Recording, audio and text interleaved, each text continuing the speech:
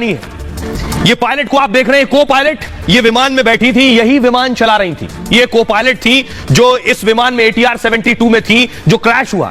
आपको इनके बारे में कुछ बताता हूं।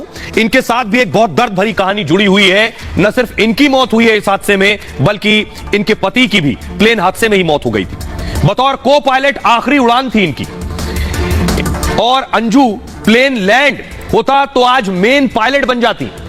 यानी ये आखिरी उड़ान थी, इस उड़ान के बाद ये मेन पायलट बन जाती। अभी तक को पायलट थी। कैप्टन के पद पर प्रमोट हो जाती अंजू। इसके बाद मेन पायलट का सर्टिफिकेट मिल जाता अंजू को। पायलट बनने के लिए 100 घंटे फ्लाइंग एक्सपीरियंस जरूरी होता है। 100 घंटे फ्लाइट चलाने का तजुर्बा, मतलब 100 घंटे उड़ान के बाद आप पायलट बनते हैं। अंजू खतीवड़ा हवा में 100 घंटे पूरे कर चुकी थी। नेपाल के सभी एयरपोर्ट पर प्लेन लैंड करा चुकी थी। 100 साल पहले ऐसे ही हादसे में, 16 साल पहले ऐसे ही हादसे में अपने पति को अंजू ने खो दिया था। ऐसे ही प्लेन क्रैश में पति की भी इनके मौत हो गई थी। यह हादसा 21 जून 2006 को हुआ था।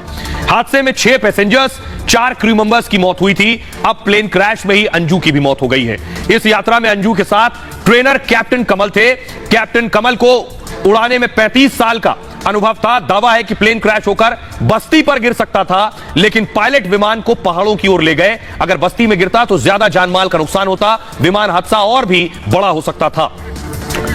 आइए, न सिर्फ वो 5 भारतीय, ये को पायलट, बल्कि एक एयर होस्टेस जिसने विमान में ही टिकटॉक बनाया, उसकी भी मौत हो गई। ये आप देख रहे हैं, ये वो एयर होस्टेस है, ये वो एयर होस्टेस है जो टिकटॉक बनाती थी। अगली तस्वीर दिखाई जरा, ये फ्लाइट के अंदर देखिए जरा, ये आखिरी टिकटॉक था इस एयर होस्टेस का। फ्लाइट के अंदर ये टिकटॉक बनाया था और इस हादसे में इस एयर होस्टेस की भी मौत हो गई। आइए इसके बारे में आपको बताता हूं। इसने सोचा नहीं था कि ये इसका आखिरी टिकटॉक होगा। क्या नाम है इस एयर होस्टेस का? तो बहुत सी अफसोस भरी कहानियां इस हादसे के साथ जुड़ी हुई हैं। इनका नाम है ओशन।